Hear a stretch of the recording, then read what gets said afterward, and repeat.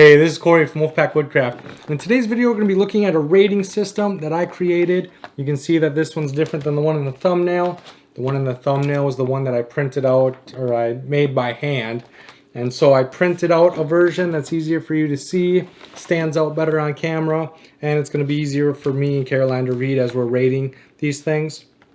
And what I have here is I have a 1 through 10 scale. And what this is going to do is it's going to allow you to understand how things compare against each other. Because what I found myself doing is I'd be like, this thing is awesome, and this thing is awesome, and this thing is awesome, and everything is awesome. And then you look at it, and maybe 3 of these 4 things are an 8, and one of them is a 9. And then you can be like, okay, so that one clearly stands out. There's something about that one that's better than all the other ones. Okay, so even though 8 and 9 is really close, even though they're both awesome, there's still a difference, and it's going to help you guys see those differences on a micro level, right? And so because I have a 1 through 10 scale, I use 1 through 10. Okay, so there's a lot of people that don't use 10 because there's always room for improvement or nothing's perfect. That just means that your 9 is more confusing because your 9 is either slightly above 8 all the way to 10, or you just shift everything down. You just have a 1 through 9 scale. So your 9 is actually 10, and your 8 is actually 9, and so on and so on. And so it just makes it confusing. So for me, I have a 1 through 10 scale, and I use all 10 numbers to differentiate between things, okay? And so starting off here, a 1 is awful, defies the description. So an example of this is all those little survival kits that you see commercials for. Those like $10 survival kits. They are not going to do what they say they do, right? They're going to defy the description of what they say they can do. And so that would be a 1. A 2, won't use again. Means I don't like it. I don't ever want to use it again. 3, likely won't use again. That means that I don't like it, but if I need a beater, if it's something that I don't care gets wrecked, I don't care if it gets ruined, I might grab something that's a 3 to use it in its place. 4, not so good, willing to try again. It means it's not so good, but if they come out with a 2.0 or if they upgrade it and they fix some of the issues that I had with it, I'd be willing to try it again and maybe rank it higher. But as it is right now, it's not so good. 5, not bad, not good. There's really no good features to highlight, but there's really no bad features to highlight either. It's just right there in the middle. It's an okay thing. 6 is a special item, not for everyone. Now these top 5 here get kind of confusing, so I got examples here. And so a special item, not for everyone. The example that I brought is a Splint. Now, I love this thing. This is one of those things that if I was going to do a review on it, you would think that you needed to have it. Because this, I carry it, well, you can see how beat up it is. I carry this thing with me everywhere.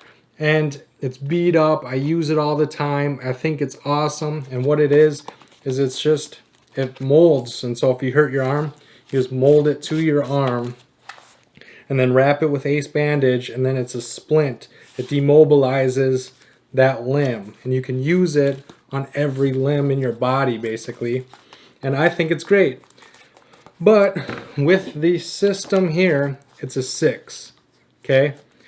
You can do the same thing with a stick, right? Or a couple sticks. You know what I mean? And so if you're with a group of people, somebody can go cut a couple sticks down and wrap them, ace bandage them to you, and it does essentially the same thing. But if you are by yourself, if you are camping or hiking or backpacking solo, this is awesome because if you get hurt, you're not going to want to go collect sticks, cut them to length, gauze them up. This is going to be way easier to use. It's going to take much less time. And if you're by yourself, I think this thing is awesome. Okay, I would highly, highly recommend it for somebody that is by themselves most of the time. And so that would be a 6. I can't recommend it to everyone. I don't think everybody's going to want it or need it. But in those solo people, I think they're really going to like it. 7, happy to use. This is the example that I have here is the BK2, right? I don't know anybody that would not appreciate the BK2, right? If you were stuck with the BK2, you'd be happy you had it, right? And so it's not something that I think I wouldn't choose it. Like if I had my choice of knives, I wouldn't choose the BK2. It's too thick, so it's hard to do some things. It's really heavy for what it is. Your hand will fatigue over time just from holding the thing. And so it's not my first choice, right? But if I had it, I'd be happy I had it, right? It's robust. It's a tank of a knife. And so because of that, it's a 7. 8 would suggest, if we're of the same mindset, and if I had to recommend something to you, 8 would be what I recommended to you. 8 or higher is what I'd be like, I can confidently say that if you get this, it'll do what you want it to do, okay? 9, enjoy, favorite for now. Again, this one gets confusing. As an example, I have the Sawyer Mini. Now, if you've been a fan of the channel for a long time, you know that I loved the Sawyer Mini. It was my favorite water filter. I took it with me everywhere. I loved it so much. And then I got the Sawyer Squeeze, and this is the one that I bring with me everywhere. I filter all of my water through the Sawyer Squeeze. I love this thing so much. It's still only a 9, right? Because I'm still always looking for a different filter. So this is a Sawyer Mini water filter, dual threaded. So this is a Sawyer Mini with the same screw top as the Squeeze. And so this is probably still going to be a 9 because, again, I want a filter that can filter everything this thing does, plus viruses and chemicals. If they had a squeeze system that filtered out everything, including viruses and chemicals, that might make a 10. That might be my 10 because I like the capability of squeezing directly into my cook pot, my water bottle, whatever I want to squeeze into, my mouth. I can drink straight out of it like a straw. I like the capabilities of this. It's a very versatile tool, but I wish it was a better filter, right? And so all these Sawyer products, I rant and I rave and I love them, and you guys know how much I love them. They're still only a 9 because I still wish that they did more, right? And so 10 will always enjoy using. It's my favorite. The example I have for that is my Larry Roberts Genesis. I love this thing. Every time I see it, I want to use it. Every time I use it, I love using it. I have a good time using it. It's my favorite. It's been my favorite for years.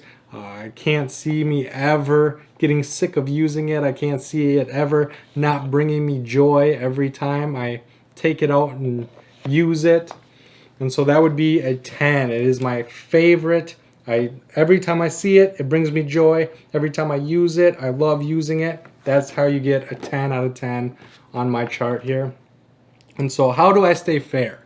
Okay, that's the question you guys are all going to give me. How do I stay fair? Well, right here, I have a gear rating system. And so the first one, easy to use. Is it easy to use and put away? Okay, so it needs to be easy to use. If it's not easy to use, no one's going to use it. And if it's a pain in the butt to put away or get back into its packaging, or if just dealing with it isn't enjoyable, you're just not going to use it, or you're not going to bring it, or you're going to be miserable using it. And so it needs to be easy to use and put away. Quality, the standard of something measured against others of a similar kind. Okay, so I'm going to be comparing apples to apples, oranges to oranges. How does this rank compared to everything I have experience with? All right, and so a good example of this would be like my Outdoor Vitals tent. I would give a 10 out of 10. I love that tent. Every time I see it, I want to use it. Every time I'm using it, I'm so glad that I have it. That I love the Outdoor Vitals tent. That is a 10.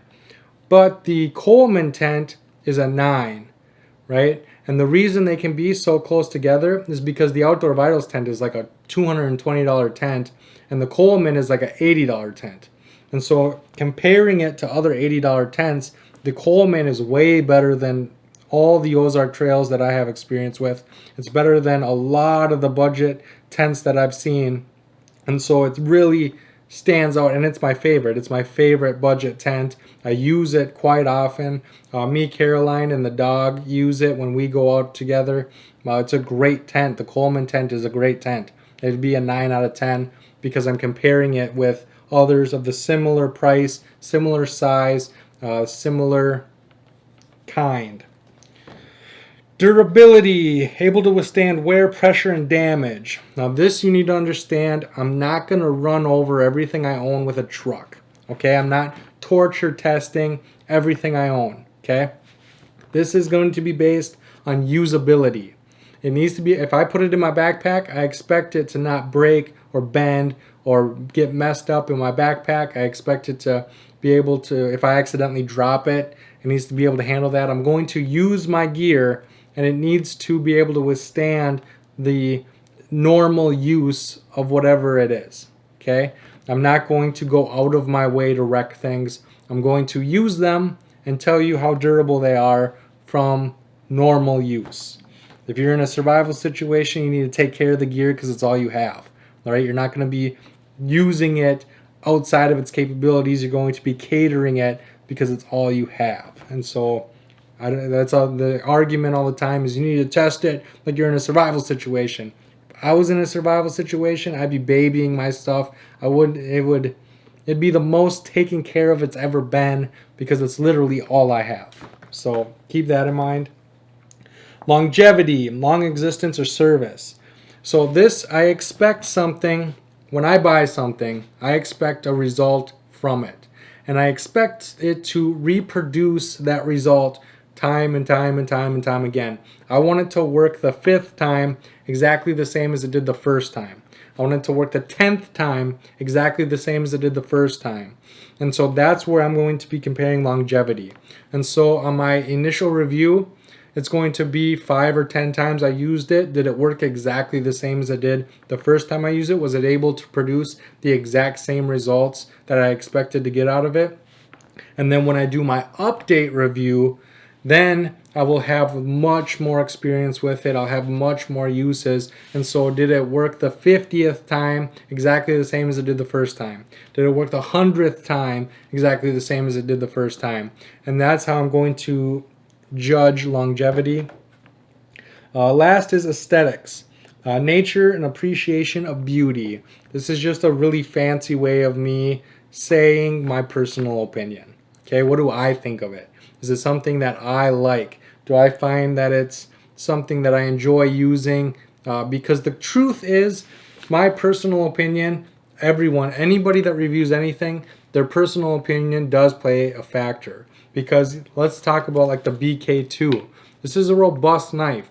If I baton a small piece of pine and it shatters into 1,000 pieces, that's going to be my review. Okay, you might be using this BK2, not this one, but a BK2 to pry open tank doors, right? And your review is going to be way different than everybody else's because yours holds up to prying open tanks. Mine shattered in batoning pine wood, right? And so that plays a factor. There's no getting around it. The personal opinion and personal experience is always going to be a part of everything we do. And so aesthetics is my way of sharing that.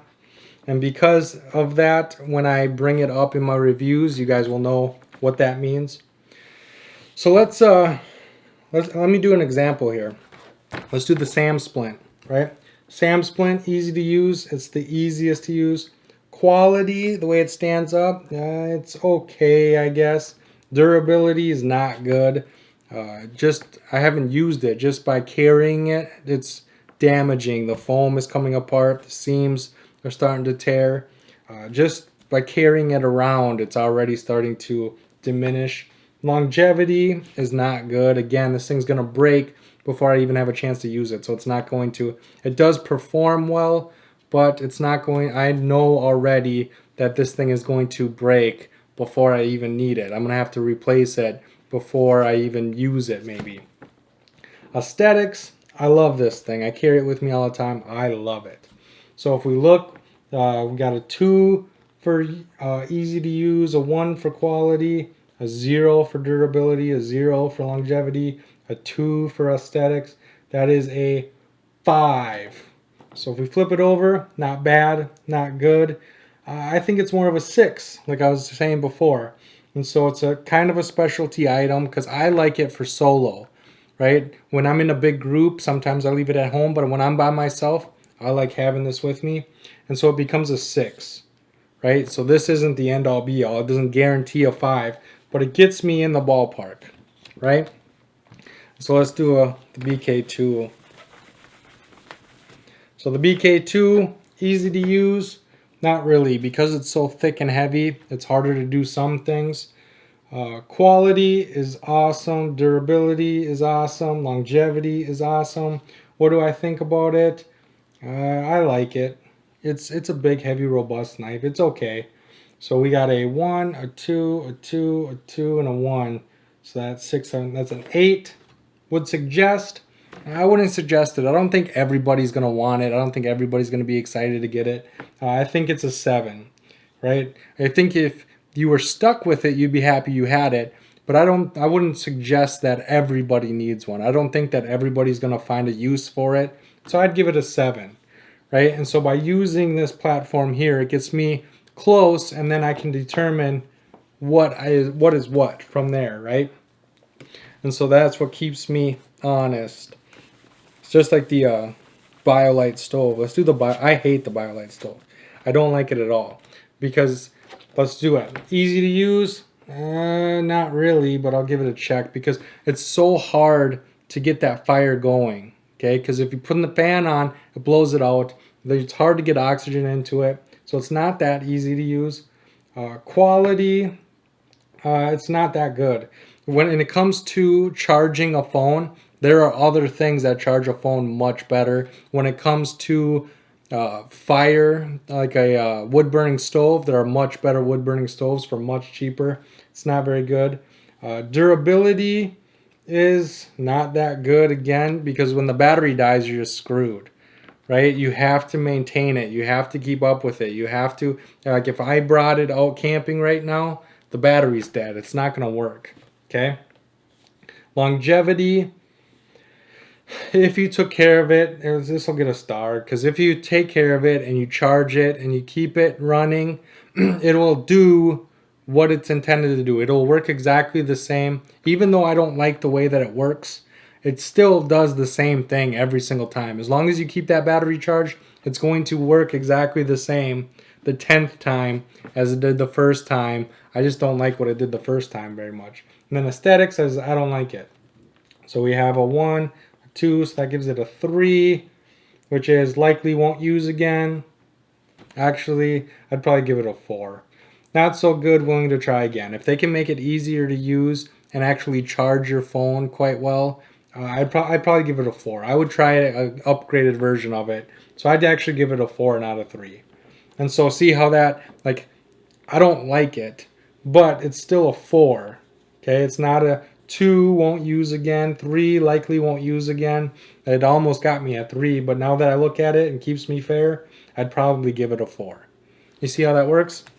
So it's a way for you guys to understand what it is that I think of things. It will give you guys a better idea of how things stack up against each other. And so this is the formula I'm going to be using from now on. Okay? And not only am I going to be using it for gear, I also am going to be using it for book reviews. I'm going to start doing a book of the week, where I talk about books that I have read or are reading. And so my book of the week is going to be the same thing, 5 things on the same scale. So the only difference is won't use again is won't read again. Likely won't use again, likely won't read again, right? You just change some of the words, but the scale is exactly the same. And so the book rating is going to be time spent. Was it worth the time spent reading? Did I enjoy reading it? When I was reading it, was I having a good time? Was I getting out of the book what I expected to get out of the book? Easy to read, easy to pick up and get into. There's a lot of books that use synonyms and symbols and different things, and I got to go back and look at what that symbol means, or what does that synonym mean, or what does this mean, you know? Or there are books that try to seem smart, so they use big words just for the sake of using big words, and a lot of times they use them incorrectly, or it's confusing, and I gotta go and I gotta be like, that's can't be right, and look at things. So is it easy to read? Is it easy to pick up and get into without having to go back and do homework first? What I learned worth the time spent. So I read a lot of books that are informational or how-to, but this also goes to story books. One of the examples, I was just hearing about a book. I don't remember what it is or anything, but essentially what it was about is it was a story about a guy who owned a shop, and then he went out of business, and so he worked out of his garage. He started from nothing, working out of his garage, and then he had a shop. The shop got shut down and went out of business, and he had to sell almost everything, but he didn't want to sell everything. He wanted to keep as much as he could so that he could continue to make things and build products from his garage like he used to. And so it was him going through what he needed and what he was going to keep and what he didn't need. And then so that was a kind of cool thing. It got me thinking about if I had to leave or do something, what tools would I keep? You know what I mean? Like, what are the most important tools to me? It got me thinking, and I learned what tools I really care a lot about. And then also on the other end of that is he was working in his garage, and it's a book about staying humble and persevering. But he was working in a shop, and like he had a CNC, and he couldn't figure out how to get the parts he needed with just like a drill press and a grinder, right? He used to be able to do it before he had the CNC, but he took the CNC for granted, and now he can't remember how to do it, and he can't figure it out. And he just, it would be so much easier for a CNC, right? And that's kind of the gist of the story. I don't remember if it might have been a movie, actually. I don't remember, but you know how you think of these things and you can learn from these situations and these scenarios. And so even though it's not a how-to, it's a storybook, you can still learn a lot. And so is what I learned worth the time spent? Enjoy having. Happy to add to the collection. Is it a book that I enjoy having in the collection? Either it's something that I plan on rereading in the future or referencing to, or every time I see it, it reminds me of something, and so I'm glad that I have it because it reminds me of things that I read in that book. And then again, aesthetics, nature, and appreciation of beauty. Again, that's fancy for my personal opinion. What did I personally think about it? And then the last one we're going to talk about is food ratings. This is for Caroline's Taste Test. And if I ever review food, is it easy to make? Is it easy to make and clean up afterwards? Again, if it's a pain in the butt, you're not going to want to bring it. If it's a pain in the butt to clean up, you're not going to want to bring it either. So it needs to be easy to make and clean up. Ingredients. Are the ingredients of good quality and portion, right? And so if it's chicken Alfredo, is there actual chicken in it? And if there is actual chicken, is there a good portion? Is there like there are some meals where you'll get like 3 pieces of chicken for a 2-serving bag or whatever. You know what I mean? Is there enough chicken in there to make it an actual chicken meal, right? The portion needs to fit the description, and it needs to have the ingredients you would expect it to have in it. Durability, will this hold up to backpacking, car camping, or cooler use? Right? Is this something that's going to, can you take it backpacking, or do you have to keep it in a cooler? Do you have to, is it for car camping where you have to keep it protected because they'll get smushed in a backpack like chips? Chips are good for car camping. They're not going to hold up in a cooler, and they're going to get smashed in your backpack. So chips are more for car camping, but in that situation, are they good, right? Are they going to hold up and be able to be used? You don't want things that are going to melt or go bad or not be able to be used in one of these situations. Aesthetics. This time it actually means what I say it is. Looks appetizing and good to eat. Is this something that looks delicious? Okay, Food is a big morale booster. When you see something that's delicious and you think of something that really looks good, it really puts you in a much better mood.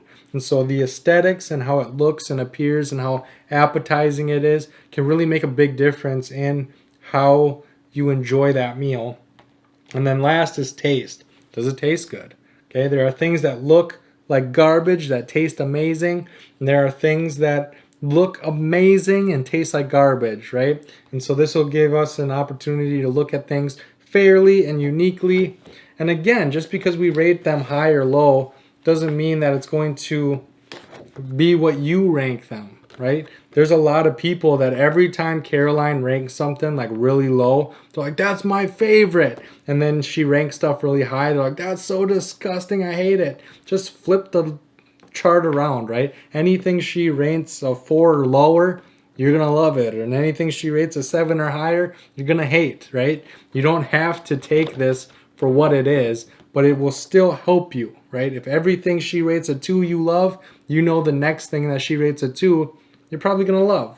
And so that's why I think that this is important. I'm really excited about it. I'm really excited to use this moving forward. And hopefully you guys get a lot of use out of it and find it helpful. So with that being said, leave any knowledge or questions in that comment section. This list itself, I would give a 9. It's my favorite for now, but there's always room for improvement, right? And so making sure that this is as helpful as possible is my main goal. So if there's something that I left out, if there's something that you guys think that I need to add, leave it in that comment section and I will try to upgrade this system the best I can to fit your guys' needs. And I can't wait to see you on my next video.